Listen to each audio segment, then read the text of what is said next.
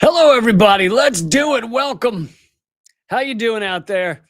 I will be covering the fact that Israel's the largest funder of the IDF just bought CBS, Paramount, and Colbert.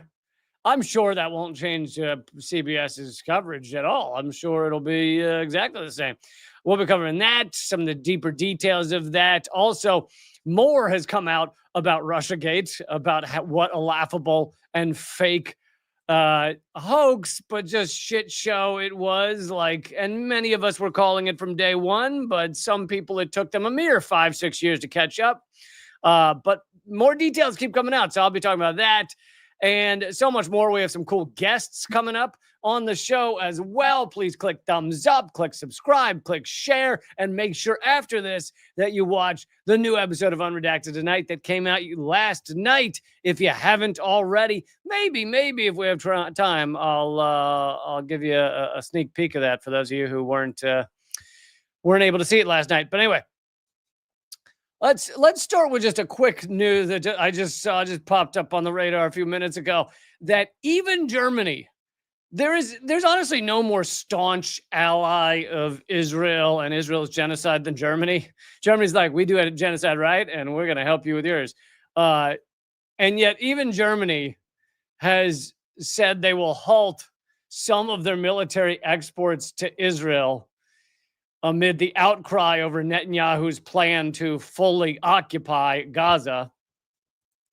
And which is, I mean, it's also hilarious because in Germany, if you were to say that Germany needs to halt their weapon shipments to Israel because they're committing genocide, I think you can still be arrested for anti-Semitism. Like they'll arrest people for holding up a Palestinian flag in Germany. They don't give a shit.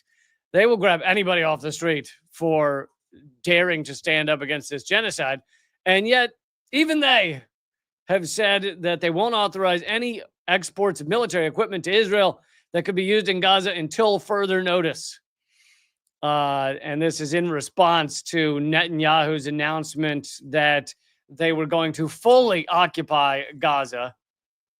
And of course, it's not just an occupation. Occupation is a nice term, nice friendly term. But when you're literally murdering everyone you want, I don't think that's an occupation. I think that's a genocide. It's maybe a concentration camp. It's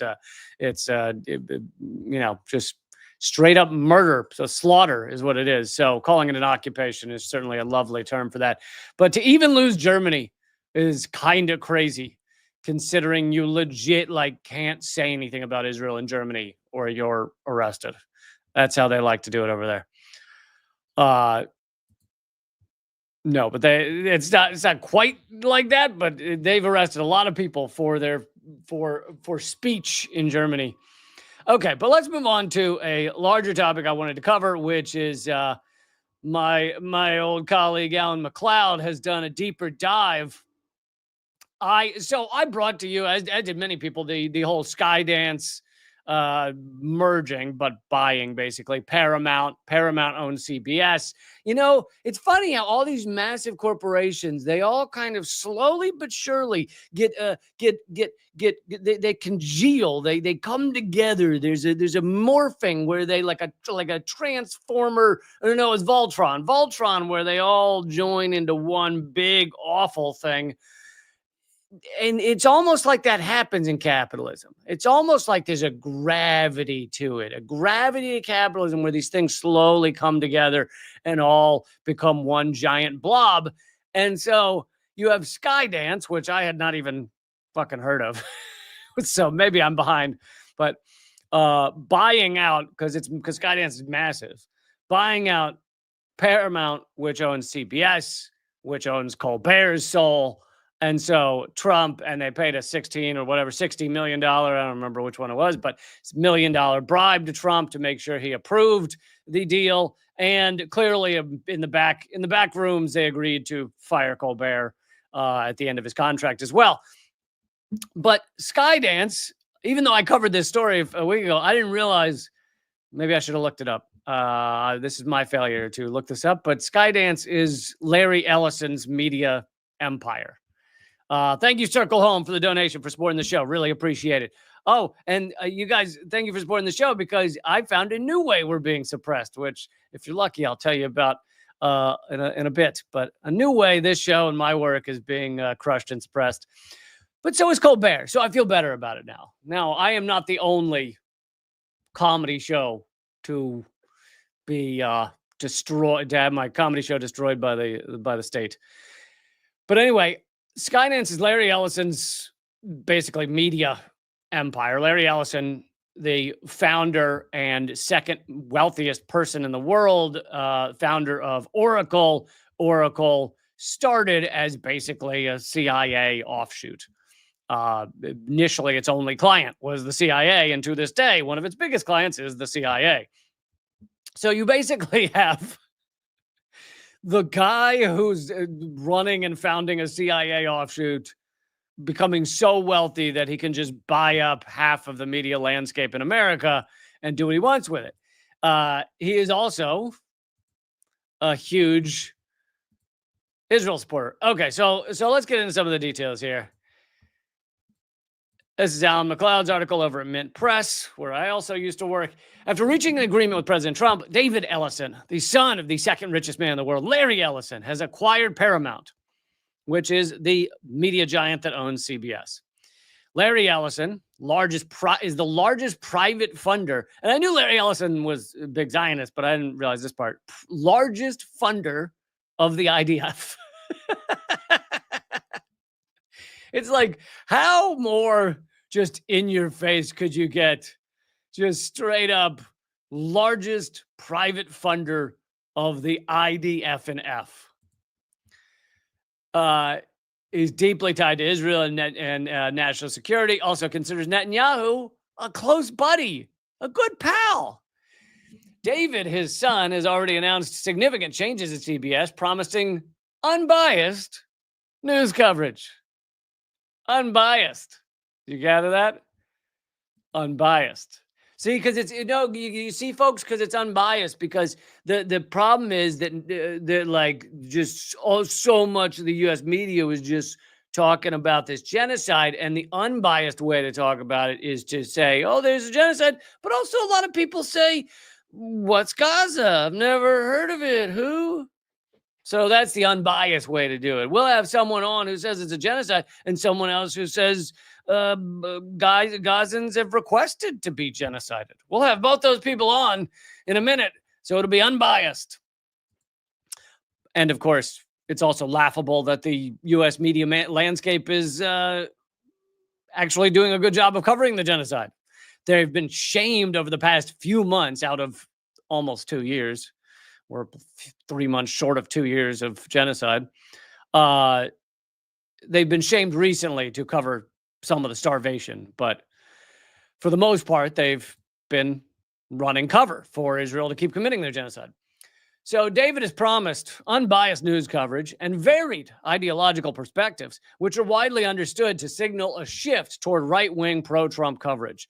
Where still, Barry Weiss, you remember her, a journalist with a long history of zealous pro-Israel advocacy, is being considered as the network's new ombudsman, shaping its, which I'm pretty sure that word, someone came up with that word when they were choking.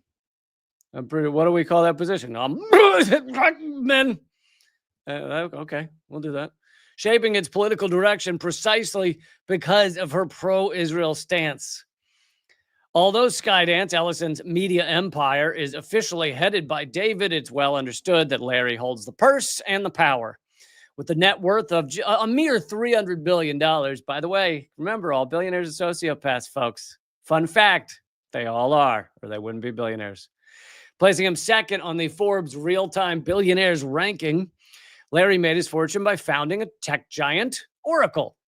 Oracle started as a project for, I haven't heard of this group, but the Central Intelligence Agency. I'm not sure what they do. I think they do testing like SATs and stuff, right? The intelligence agency. Sorry. They're also called the CIA. Indeed, Oracle is named after Project Oracle, a 1970s CIA operation on which Ellison worked. So he was a CIA He actually was, I missed that part. He was actually working for the CIA before he founded this company. The CIA was Oracle's only customer when it started until it began, which is like the definition of an offshoot, CIA offshoot. We're going to create a company to do CIA stuff because we want it to be in the private sector so we can have deniability.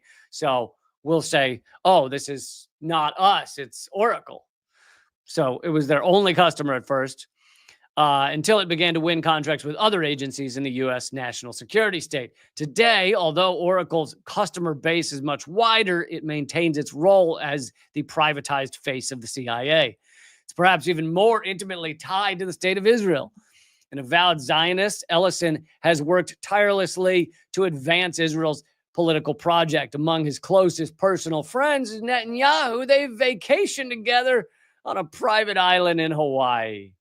I'm sure it's nothing like the Epstein Island. I'm sure it's totally different than the Epstein Island, this private island that Larry Ellison owns and brings Netanyahu to. Ellison was so impressed and confident in the Israeli prime minister that he offered him a seat on his company's board with a salary of almost $500,000 a year to just sit on the board, right? I'm sure he brought so much value to that board. While Oracle has signed multiple lucrative contracts with the Israeli national security state, Ellison himself has personally bankrolled the IDF, giving tens of millions of dollars to friends of the IDF. That's the name of the organization. Friends of the IDF. Friends, it's like Friends of the Nazis. You remember that great organization, Friends of the Nazis? Oh, so it was wonderful. They were just friendly with the Nazis. An organization that purchases equipment for the Israeli military. This included a $16.6 million pledge, the largest single donation the group received, to build a new training facility for the soldiers defending what he called our home. He said, "In my mind, there's no greater honor than supporting some of the bravest people in the world committing a genocide in our name." Sorry, I added that. Bravest people in the world, and I thank Friends of the IDF for allowing us to celebrate and support these soldiers year after year. We should do all we can to show these heroic, genocidal maniacs, blood-soaked lunatics, sorry, I added that, soldiers, to show these soldiers that they are not alone. Safra Cats, as if it couldn't get any worse, Safra Cats is Oracle's Israeli-American CEO. She bluntly explained that any employees uncomfortable with supporting a genocide, and that, of course, is the way Alan McLeod phrased it. I'll thank him for doing that. But she basically stated that if you don't support Israel as they commit genocide, then you should quit working at Oracle. She said, "We are not flexible regarding our mission, and our commitment to Israel is second to none. This is a free world, and I love my employees. And if they don't agree with our mission to commit genocide and murder children," so I added that part, mission to support the state of Israel, then maybe we aren't the right company for them. Larry and I are publicly committed to Israel and devote personal time to the country. And no one should be surprised by that. We are blood-soaked fucking lunatics. The news that the Ellisons are planning to buy out Barry Weiss's publication, The Free Press. So I was actually weirdly thinking of doing something on Barry Weiss and her Free Press coming up, and then this came up. But anyway, you probably remember her. She was at the New York Times. Then she left there in a big huff, because when you leave somewhere in a big huff, that's how you get people. That's how you get subscribers, and you get a news story out of it. Whereas if you leave a place just like, oh, I think I'll start my own thing, then you don't get that mass of people to follow you.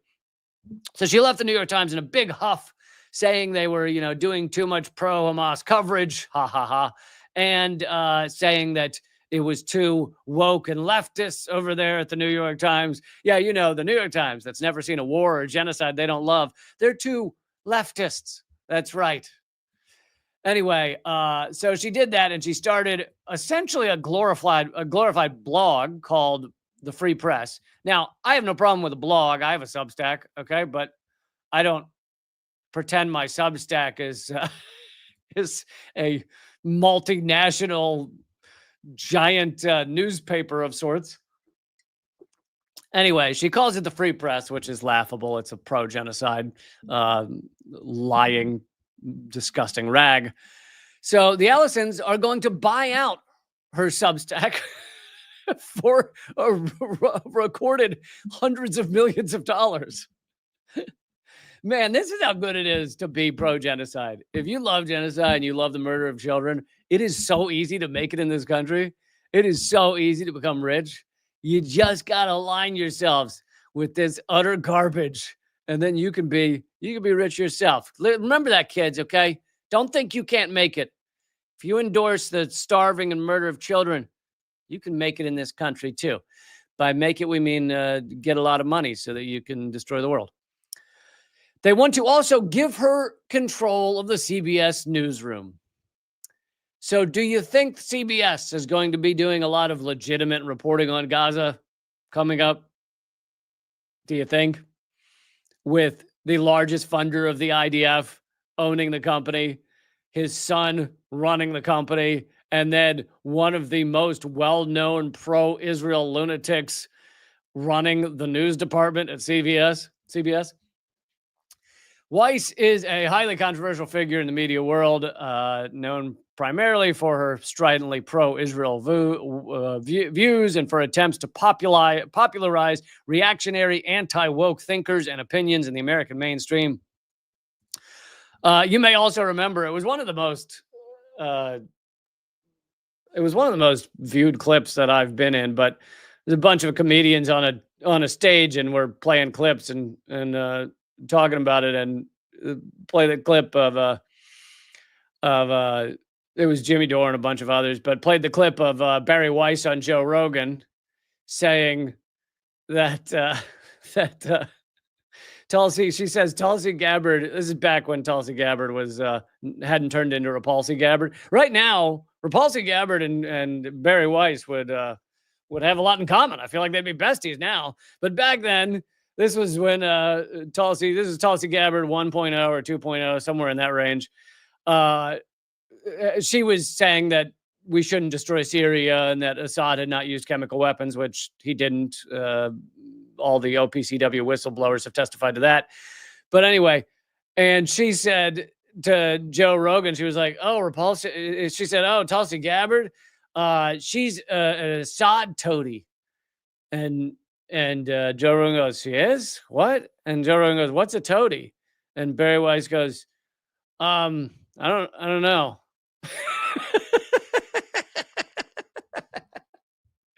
Like legit calls Tulsi Gabbard a toady, but then neither of them know what the word means. Anyway, she and Repulsi would get along real well right now. I feel like now that Repulsi's done a 180, they would be besties. Anyway, Alan McLeod also mentions that TikTok, the social media giant, has recently hired former IDF soldier and Israel lobbyist Erica Mindell to oversee its online hate speech policy, with particular regard to anti-Semitism. And guess what, folks? I was banned at TikTok for speaking out about Gaza. This is a year and a half ago. The genocide was only a couple of months old, and I'd only been using TikTok for like 2 months. And some of my videos that talking about Gaza, calling it a genocide, were getting 100,000 views over on TikTok. And they banned me without warning, a reason, right to appeal. It didn't say you could appeal. It didn't tell me why. Just can't log in. And guess what? Okay, since I've mentioned the segue here, I'll tell you real quick. The latest censorship against me is, for those of you regular viewers, you might recall, like 2 months ago, I started a brand new YouTube page. It's youtube.com/ Unredacted Tonight, but there's like the number 2 for tonight or something like that. Doesn't matter anymore, and I'll tell you why. So I started this new YouTube page because I wanted to see if it's possible that I'm under a suppression on my current page, my main page.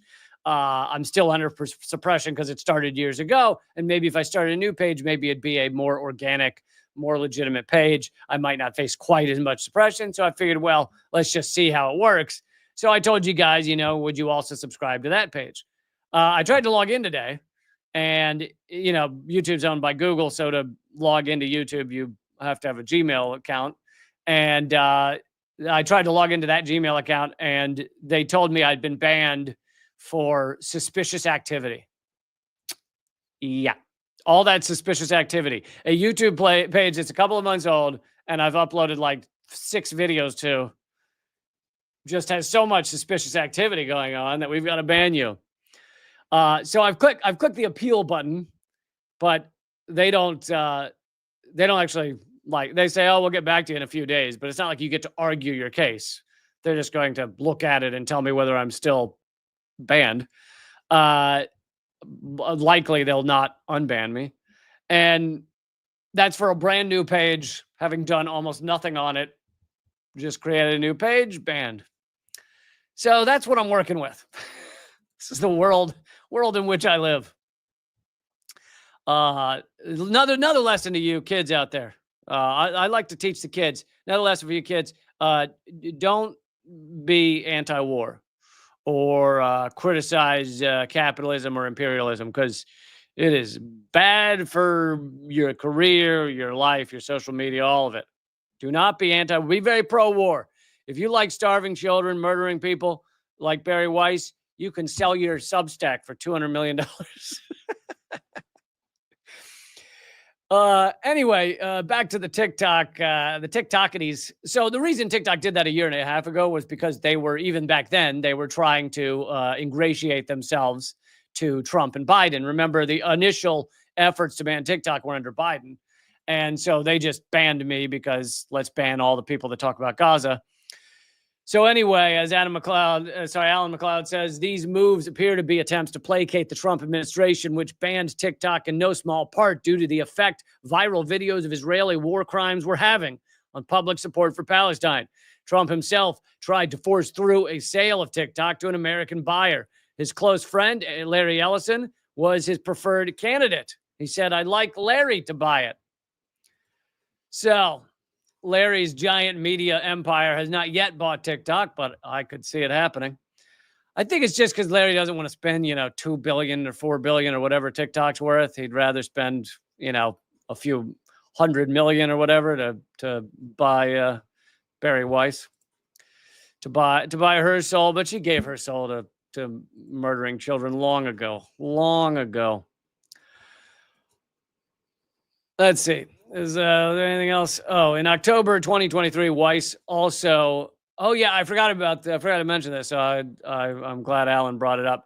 In October 2023, Weiss singled out a joke from a Gazan writer and educator named Rafat Alarir. He made in a response to the debunked claim that Palestinian militants had burned Israeli baby alive on the October 7th attacks. It didn't happen, by the way, folks. I think most of you know that all that stuff's been debunked. In fact, only two infants died on October 7th. One was shot in the crossfire, which you don't know whether it came from IDF or not, because IDF shot and killed a lot of people. They fired 11,000 rounds on October 7th. So it might have been IDF killed, but that infant was under 1 year old. And then the other was a 8 or 9 month pregnant woman who was shot, and the baby, the infant died as well. So those are the only two in the official list of those who were killed on October 7th. That's it. None burned alive, none hung up on ropes, none thrown in ovens, all garbage. So anyway, this Palestinian made a joke about it. Barry Weiss then goes at him on Twitter, basically doxes him, says hey, minions, go after this guy because he's a sick fuck who makes fun of dead babies. Alarir was subject to a torrent of abuse and stated that Weiss's words had put a target on his back. And he said, quote, "If I get killed by Israeli bombs or my family is harmed, I blame Barry Weiss." 1 month later, he was assassinated by an Israeli airstrike. So there you go. Barry Weiss directly responsible for Israel assassinating an educator and poet. And I think if her resume just said that, then I'm yeah, that's enough. to run CBS. Like, if you personally murder a Palestinian, then I'd say that's the whole right. Like, you don't even need to put anything else. Like, you got enough on there to run CBS. Pretty awesome. Pretty awesome she did that. Okay. Oh, let's see. The guests are coming on in just a minute. I'm hesitant to start this next story. Oh, I know. I'll do this story before that. And by the way, everybody, before I even get to that story, please click thumbs up, leave a comment. You'll notice I'm now putting all the comments up. I'm pointing the wrong direction. Here, we'll do that. I'm putting all the comments up on the screen now because I now have this ability. So if you come over here and watch live and throw stuff into the chat, it will be up on the screen for everyone to see for generations. Generations. Because, 1,000 of you or so might watch this live, but, often 10 or 20,000 will watch it later. So your comments will be up there for all of them, for everyone to see, unless you're an ass. And then we're going to have to, block you or pull the comments down or whatever what have you. But okay. Also, Unredacted Tonight. Go to leecamp.com/unredacted. It'll take you straight to the playlist. You can watch the new episode. You can watch all the other episodes. leecamp.com/unredacted. And finally, I've joined Means TV. Means TV is a anti-capitalist, worker-owned, ad-free streaming network. No ads, no censorship, no algorithm. Go watch Unredacted stuff over there, Unredacted Night over there. And when you join up, use promo code Lee, and you will get 20% off. Promo code Lee. And it's the only worker-owned anti-capitalist streaming service that I know of, that I think exists. So that might be it. If you support that stuff, hopefully you'll support them, which it doesn't. When you sign up and you use promo code Lee, it supports my show, yes, but it also supports all the other creators there, like Abby Martin, Richard Wolf, Second Thought, all these other great creators that are over at Means TV. Sam Sachs, I'm going to interview him in a few days. Anyway, so why not? Why not? And after the 20% off, I think it's like it's either $8 or $7 a month. So, okay, I just thought this is just fun. This is just fun. Gallup did a poll of Americans, and they listed 14. They call them newsmakers, but basically 14 famous folks, people whose names you'd know, and they rated them for most favorable, least favorable, and they gave you their net favorability. And it's a pretty good snapshot of Americans because they make sure to get different ages, different races, all those things, different political parties. So it's not just, hey, we asked 10 folks that live in Fort Lauderdale. And anyway, of the 14, top favorability goes to Pope Leo, which I don't know if that's really fair in this competition. He's been in the office for like a week. It doesn't, like, you got to wait and see. His organization he's the head of, I'm not a big fan of, but I don't know how much you can say about Pope Leo yet.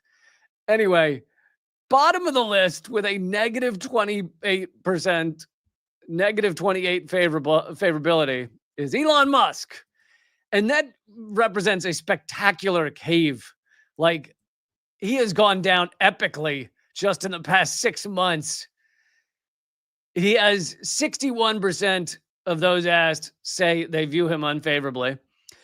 But this also tells you something about Americans and how indoctrinated and misled and propagandized they are. Number 2 for the favorable is Zelensky with a 52% favorability.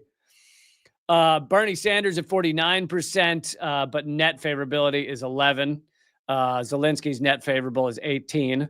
Macron is a -1, AOC -4 favorability, RFK -5, Joe Biden -11, JD Vance -11, Gavin Newsom -11, Pete Hegseth -12, Donald Trump -16, Rubio -16, and Netanyahu -23, and then Elon Musk setting a record with -28. But you'll also notice that, sadly, a lot of Americans are not very informed about some of this stuff. And so the no opinion numbers for some of these people are pretty high. Macron, AOC, Gavin Newsom, and Pete Hegseth all have very high no opinion, which I think means either they don't know who it is or they legit have no opinion, which you kind of got to know zero about someone to have no opinion. It's Kelly in the comments is asking where I'm getting these numbers. It is a Gallup poll that just came out. And it's pretty spectacular how much Elon Musk's likability has cratered since he became a neo-fascist Trump lord or whatever he is. Okay, I want to move on to our guest, which I'm really excited to have here on the show. There are two directors from the Community Environmental Legal Defense Fund, which, according to the website, was designed to spark a revolution for people and for nature. Their mission is to aid in establishing and fostering self-governing communities that live harmoniously within the boundaries of ecology. There's so much interesting stuff to talk about that is under that umbrella. And there's a new book out of assorted essays. They put out a new book called Can You Handle the Truth? And it's exclusively about Jack Nicholson. It's just him and his excellent lines that he said in various movies. I'm kidding, of course. Nothing, as far as I know, nothing to do with Jack Nicholson. But let's see. I have all my questions here. And anyway, please welcome Kai Huschke and Tish Odell. And it looks like we lost Tish for a second, but I'm assuming Tish will be back soon. Hi, Kai. She's somewhere. Hello. Thanks for having us. Yeah. I don't think our work's ever been compared to professional golf legends before. So thanks for that. Oh, did I say Nicholson? Yeah. Nicholas. Yeah. Wait. No, Jack. Either one. No. Jack Nicholson. Yeah. Oh, okay. I got it right. Yeah. In the movie. You can't handle the truth, right? You can't handle the truth. I assume you've got to have his face on the cover of the book. There it is. That would have been good. Oh, let's see. Oh, there you are. Okay, that is very weird, Tish. I saw you, and then for some reason the screen decided to put you in some other area. So I apologize. That wouldn't be the first time I've been put in another room. Thank you so much for being here. And there's so much to talk about. But I think first, I know I gave a brief explainer, but I would love to hear you explain to the folks in more detail about your organization. Yeah, I mean, just simply put, we've been a group that's been trying to push for actual democracy, believe it or not. Part of it. Largely working with frontline communities who've been dumping zones, sacrifice zones for corporate America on all kinds of fronts. And then contained within that, of course, is humans' disbelief that they are nature and therefore can just sort of command it, dominate it, destroy it, and somehow there's no consequences. So we've been actually working with communities who understand that they are part of the natural world and sort of pushing not just the legal reality to shift that, but of course the cultural and practical and other aspects of what it means to be a species on this planet. We've been at it for about 30 years of trying to contend with all the very things that you talk about, Lee, and all your shows, just the confrontation with truth and myth and how we deal with it.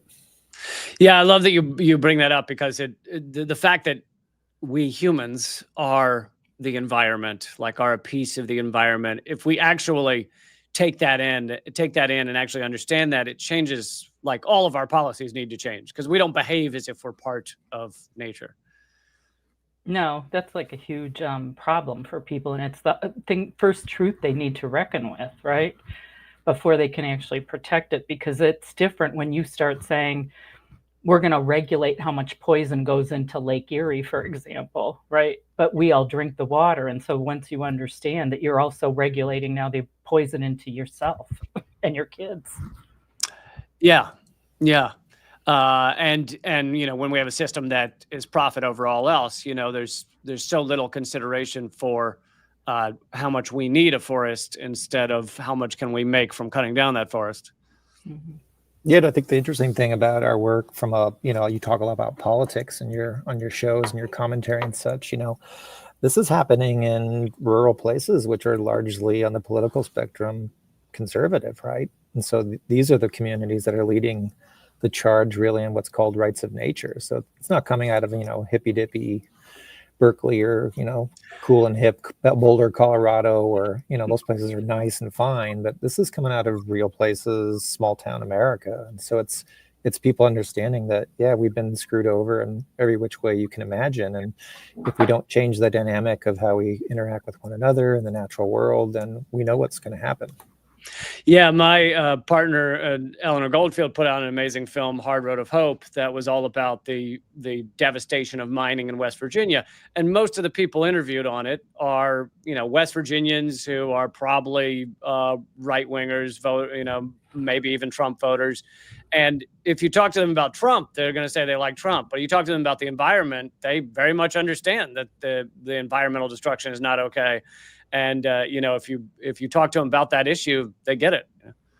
Well, yeah, it's one of the first things, and it's how I got involved in the work, because you don't realize until you try to stop something in your own community and how the system shuts you down and doesn't let you protect your community, that's when you start understanding the reality of the situation we're living in. Yeah, we the people, but then when we the people try to stop something that's harmful, you realize, the corporate rights supersede the people's rights.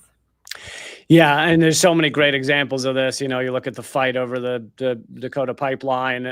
You look at Stephen Donziger and winning that amazing lawsuit against Chevron, and then they lock him up in his own apartment for 2 to 3 years, basically for winning that lawsuit against them.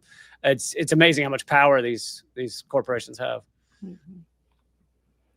I want to ask about some of the essays in the book. Unfortunately, I haven't gotten to read it yet, but I know some of what's in it. But one of the essays is confronting the American nightmare of stuff, and talking about our addiction to stuff.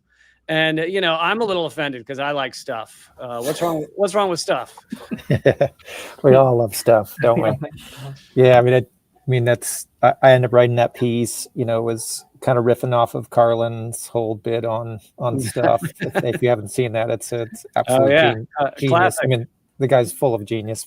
But yeah, just the idea of materialism and overconsumption and hyper overconsumption, and that's part of our I guess addiction we all have to face. But of course, it's the machine of capitalistic economy that's driving that, and it just swoops us all up almost like a big throw net in the ocean, just catches whatever it's going to catch. And so yeah, there's clearly work we have to do, but I think the work we try to do in our truth telling is to let people know that it's systemic. It's designed to work a certain way.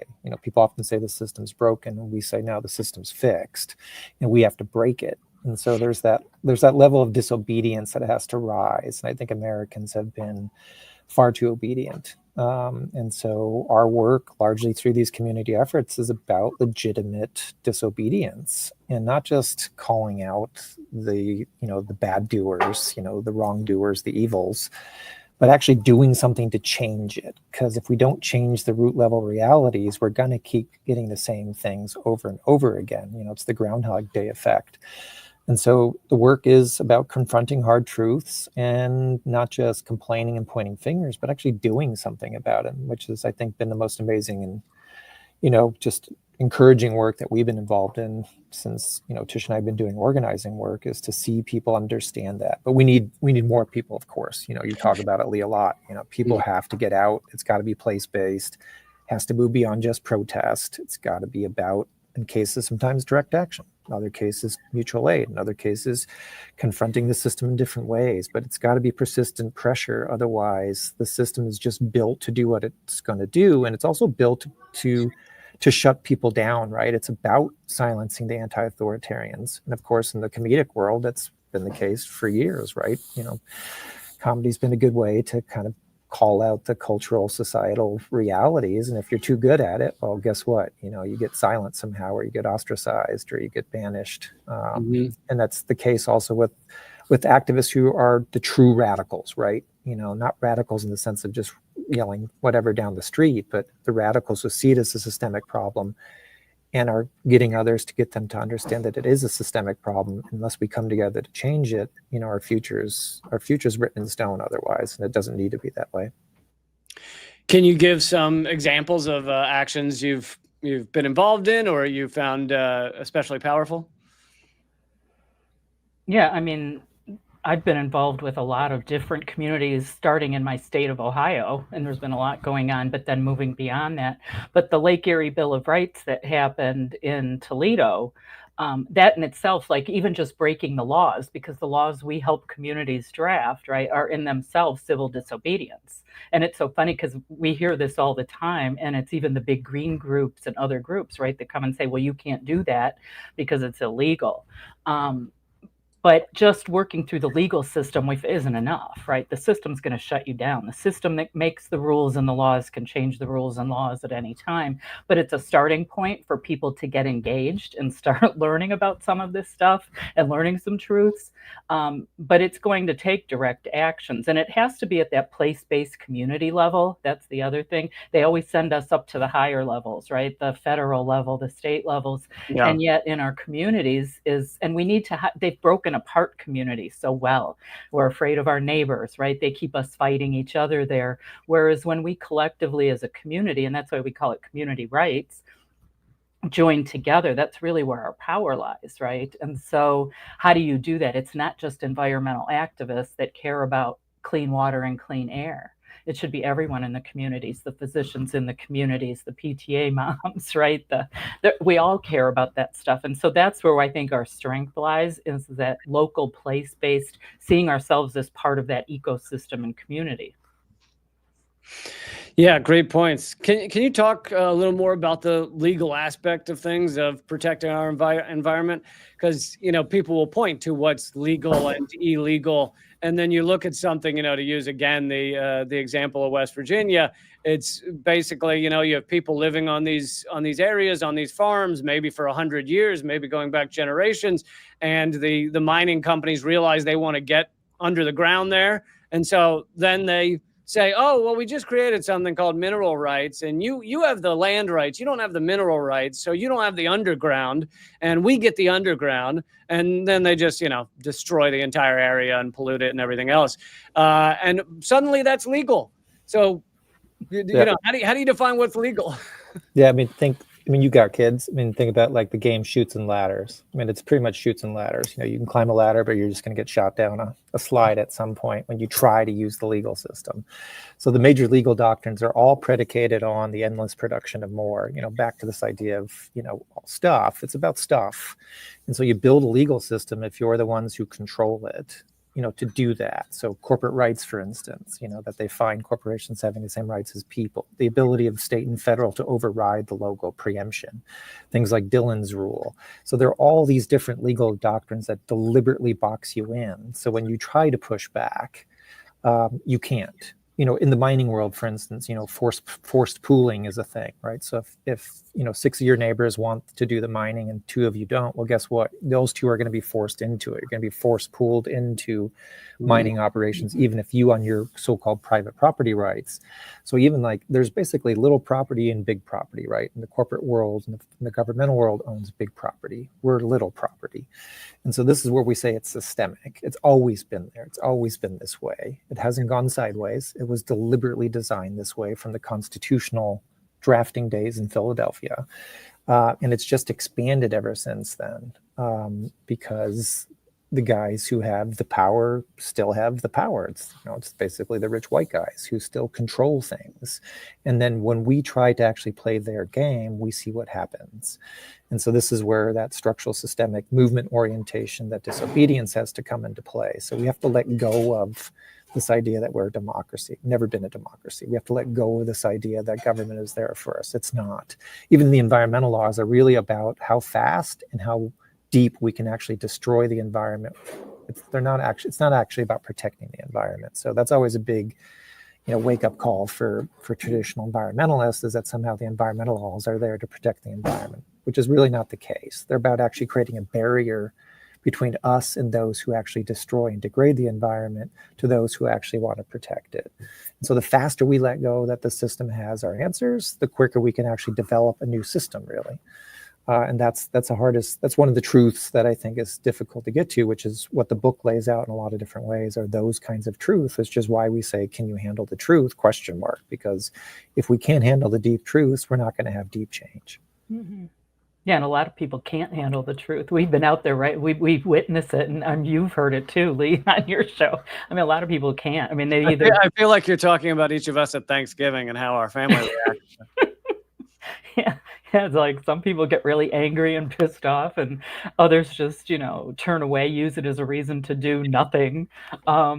Because it's too big, the problem's too big, we can't handle it, but it's those few. We're trying to find those ones who are willing to engage and try to at least make a difference. Yeah, again, all great points. Yeah, no, some people, some will argue with you. A lot of them just want to hide their head in the sand. A lot will say, "Oh, I don't really know much about that," and then try and change the subject as quickly as possible. So I see a lot of that. One of my other favorite examples of, what counts as legal is was it South Carolina or North Carolina? Might have been North Carolina, where, it's some of the biggest pig farms in the nation, and where they have this torture farming, and I forget what the euphemistic term for it is, but I call them pig shit lagoons. They have these giant pig shit lagoons, and that you can only fit so much into those things. So then their strategy was to take it and start pumping it into the air. Giant, basically air cannons that just spray pig shit into the air to get rid of it. And then North Carolina was about to, vote on something that would make it illegal or at least decrease it or something. And anyway, there was a bunch of scrambling among the lawmakers to make sure this practice could continue, and that the towns where they have the biggest pig farms all literally are just laminated in pig shit because it wafts over and lands on everyone else's houses. And so literally you can make it legal to shit on everyone's community. Yeah, because everything is commerce, right? As long as you can commercialize it and monetize it. And that's the case across the board, right? Doesn't matter what industry it is. I mean, that's where our organization got our start, was with factory farm stuff. Oh yeah. And we found places that had banned factory farm at the state level in support of family farming, right? Some more kind of traditional ideas of farming.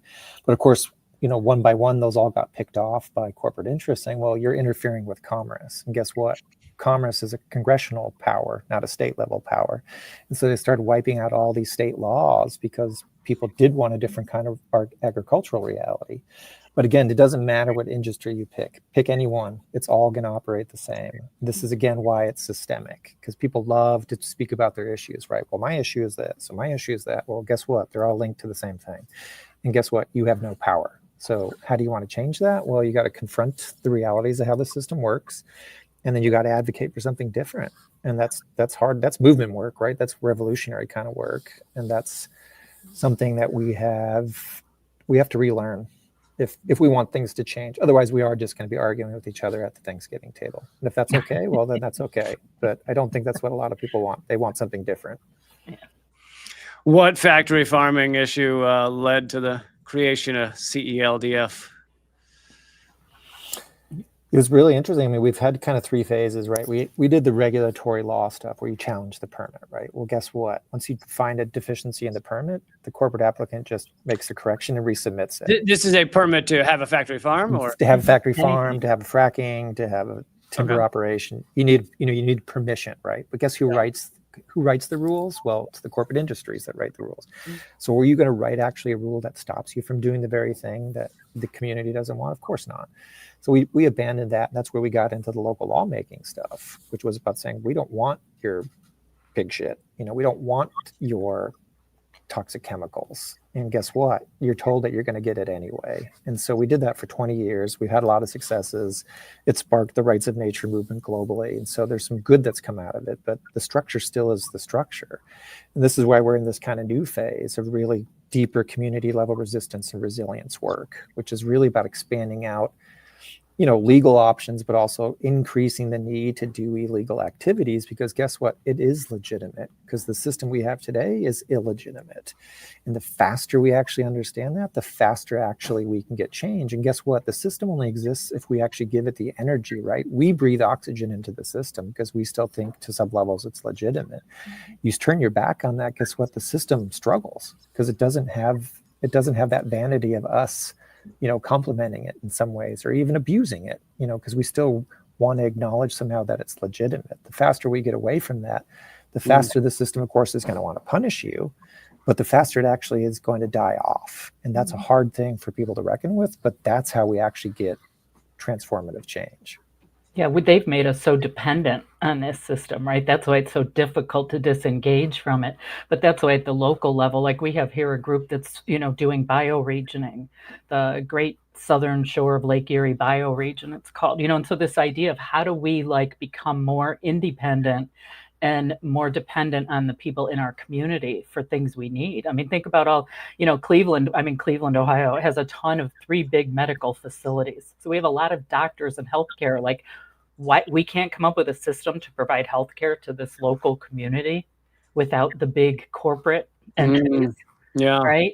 Education. I mean, local type schools again. Why do we have to rely on this federal system of education? And so coming up with this, we knew how to do it at one time, right? But little by little, with money, they got us all hooked on this system, and we feel like we can't disengage. And so I think it's figuring that out again. How can we provide all these services in a place-based community? And then we make them irrelevant when we build these alternative systems.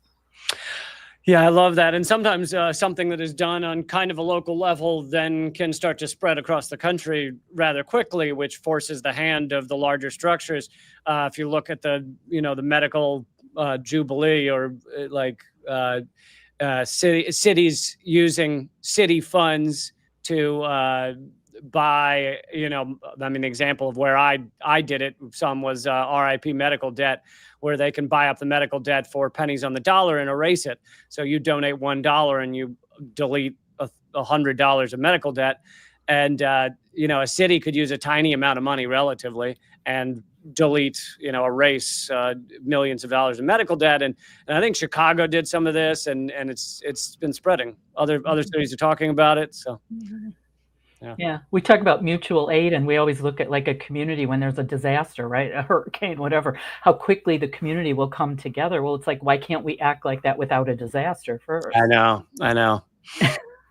I always think that. I'm like, this is the best of humanity. I even thought that, ignore all the political ramifications and everything. But right after 9/11, there was a week where it was everyone just cared about each other. It's like, why can't we just do that? Why can't that be the thing? Are you coming up with the 4th version of the Hot Tub Time Machine script or screenplay there? I feel like that might be the case. So that sounds good. Well, I don't want to use up all your time. Is there anything I haven't asked that you really want to get to?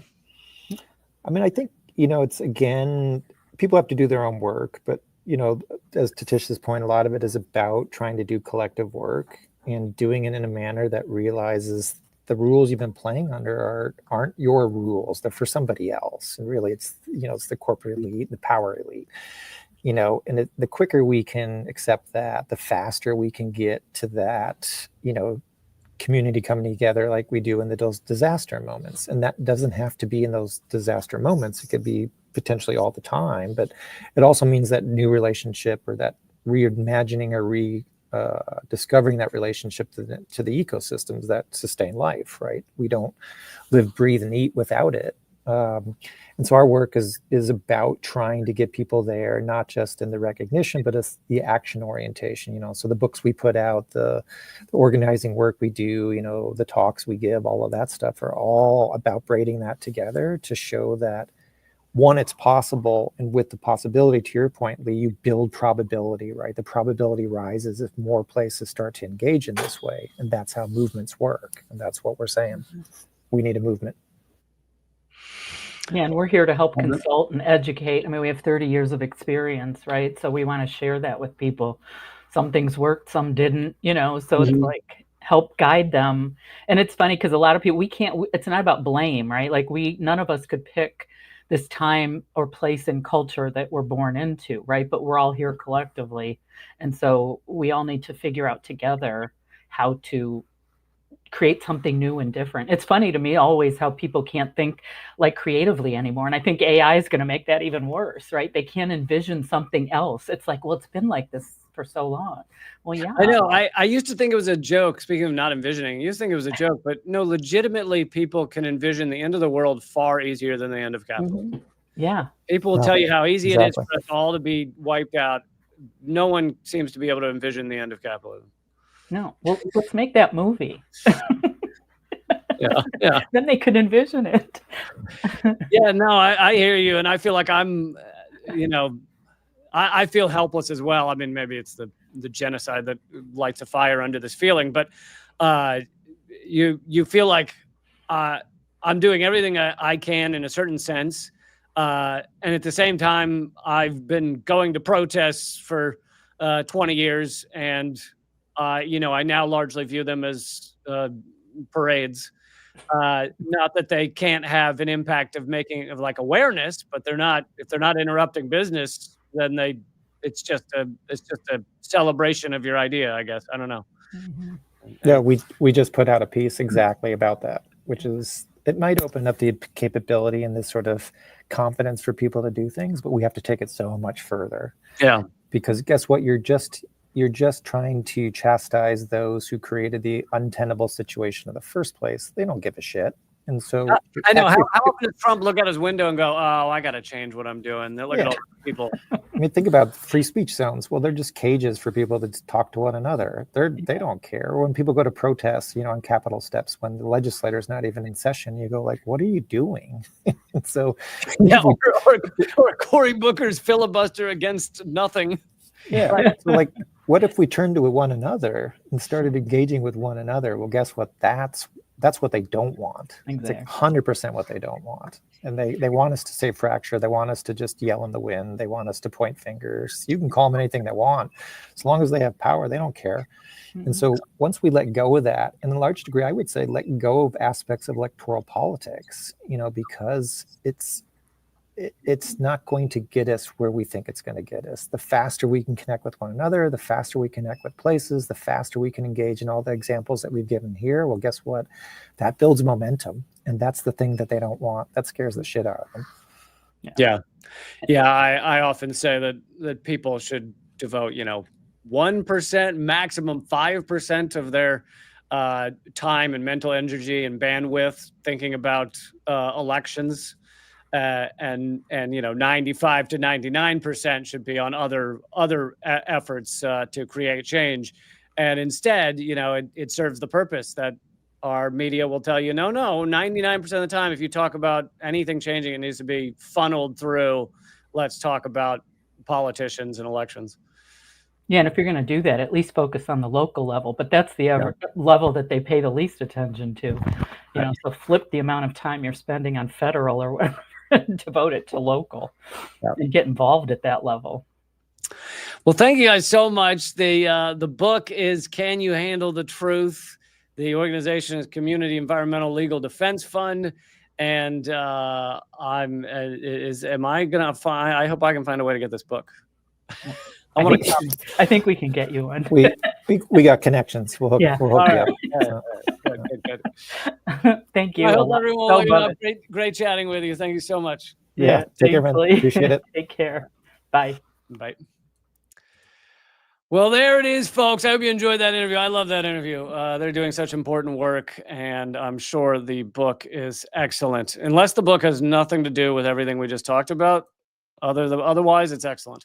I am not going to have time to get to that last topic. I was going to get to more on Russiagate falling apart, but I will save that for Monday. It is a really fascinating information and article by Ray McGovern, who I've interviewed a few times, and he does great stuff.